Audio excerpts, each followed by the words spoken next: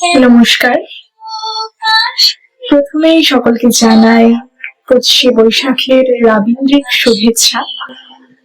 আজ 25শে বৈশাখ আপামর বাঙালির কাছে একটা আবেগপ্রবণ দিন, আমাদের উদযাপনের দিন। কারণ রবীন্দ্রনাথ আমাদের যাপনে, আমাদের প্রতিদিনের, প্রতি মুহূর্তের প্রতিটা সমস্যার সমাধান রবীন্দ্রনাথ। বিশ্বকবি রবীন্দ্রনাথ আমার কাছে ব্যক্তিগতভাবে একটু আলাদাভাবেই ধরা দেন।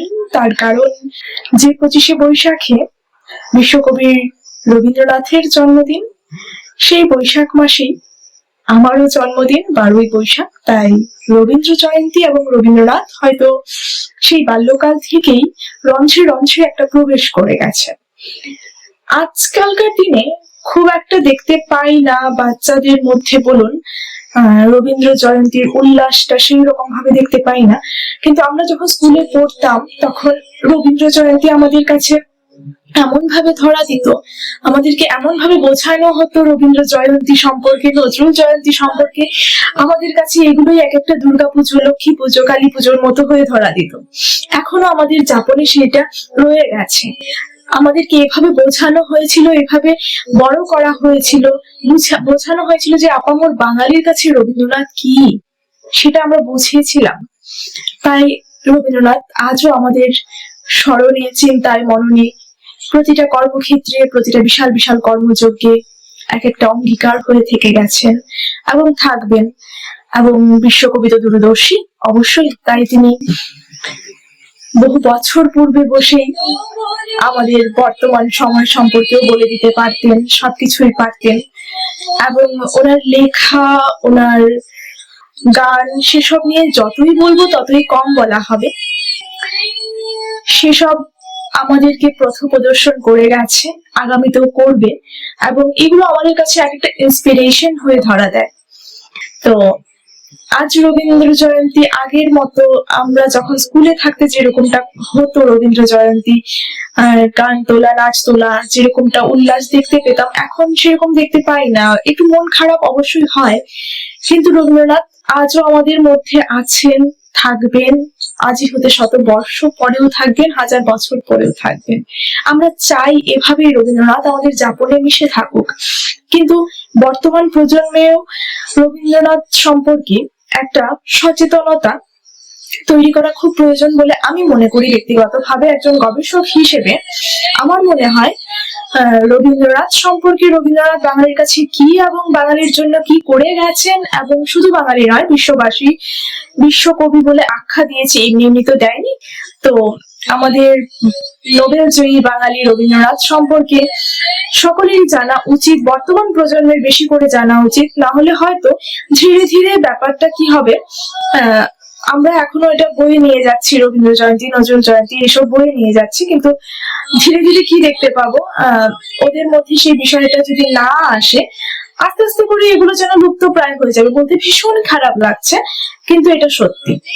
তো আমাদের উচিত ওদের মধ্যে যেন এই বিষয়টা আমরা ওদের রন্ধ্রে রন্ধ্রে, যাপনে যাপনে প্রবেশ করাতে পারি, ওদেরকে বোঝাতে পারি রবীন্দ্রনাথ কি। রবীন্দ্রনাথ শুধু বড়দের জন্য লিখেছেন এমনটা নয়, রবীন্দ্রনাথের যে ছোটদের জন্য যে লেখালেখিগুলো, আমাদের উচিত, আমাদের অভিভাবকদের উচিত, আমাদের শিক্ষকদের উচিত সেই ছোটদের লেখালেখিগুলোর সাথে বাচ্চাদেরকে পরিচিত করানো, যাতে তারা সেই জায়গা থেকে নিজেদের আগ্রহটা বৃদ্ধি হয়, তারা রবীন্দ্রনাথকে জানার ইচ্ছে থাকে, জানার চেষ্টা থাকে।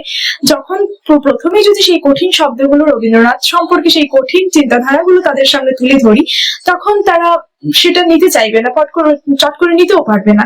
তো সেই জায়গা থেকে আমাদের উচিত অত্যন্ত সহজ ভাবে, সাদা মাটা ভাবে, রবীন্দ্রনাথ আমাদের ঘরের ছেলে, রবীন্দ্রনাথ আমাদের ছেলেবেলার খেলার সঙ্গী, আমাদের ছড়ার সঙ্গী, আমাদের ঘুমানো খাওয়া সবকিছুতেই তো মিশে আছে। আমাদের ছোট গল্প বলুন, ছোট ছোট ছড়া বলুন, ছোট ছোট কবিতা বলুন, কিংবা গান, সবকিছুতেই তো রবীন্দ্রনাথ মিশে আছে। আমাদের রবীন্দ্রনাথ যাপনে রন্ধ্রে রন্ধ্রে মিশে আছে। সেই মিশে থাকা রবীন্দ্রনাথকে আমরা নিজেদের জীবনের সাথে যতটা আত্মস্থ করতে পারবো, এবং ছোট ছোট বাচ্চাদের মধ্যে যদি সেই বিষয়টা আমরা প্রবেশ করাতে পারি, তাহলে আমার মনে হয় আমাদের রবীন্দ্র জয়ন্তী সার্থক, এবং বছরের পর বছর সেই রবীন্দ্র জয়ন্তী চলতে থাকবে। এবং বর্তমান যে যুব প্রজন্ম, আমরা যারা সাহিত্যের সাথে জড়িত আছি তারা তো জানি অবশ্যই, কিন্তু যারা সাহিত্যের সাথে জড়িত নেই, আমি খুব দেখেছি একটা সার্ভে মতে, মানে আমার নিজের চোখে দেখা যে অন্যান্য যারা সাহিত্যের সাথে জড়িত নয় তাদের মধ্যে রবীন্দ্রনাথ সম্পর্কে কোনো কোনো ব্যক্তি এমনও আছেন কি রবীন্দ্রনাথ জানেনই না, বা রবীন্দ্রনাথের শান্তিনিকেতন সম্পর্কে বা রবীন্দ্রনাথের কর্মকাণ্ডের বিষয়ে তাদের মধ্যে কোনো সচেতনতা নেই, তারা জানে না। বলতে ভীষণ খারাপ লাগে বিষয়গুলো।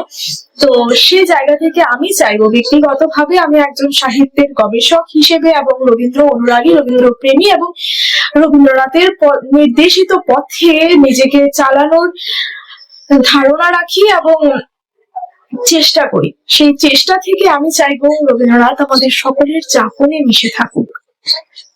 এমন কোনো সমস্যা নেই জীবনে যে সমস্যার সমাধান রবীন্দ্র রচনাবলীতে নেই।